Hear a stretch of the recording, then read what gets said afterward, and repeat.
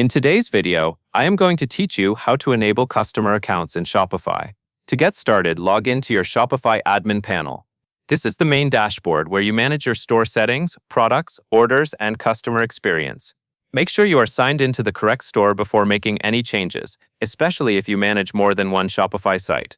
Once you are inside the admin area, look to the bottom left corner of the screen and click on Settings. You will usually recognize this by the gear icon. The Settings section is where Shopify keeps the core controls for your store, including checkout options, user permissions, and customer-related features. After opening Settings, go to the menu on the left-hand side and select Customer Accounts.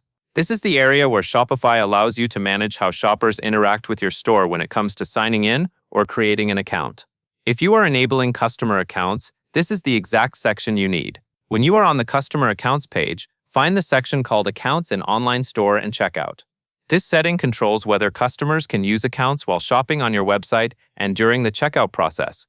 It is an important area because it affects how customers access order history, saved information, and other account-related features. Next, click Edit in that section. This will open the available options, so you can adjust the customer account settings for your store. Take a moment to review what is shown on the screen before you make any changes.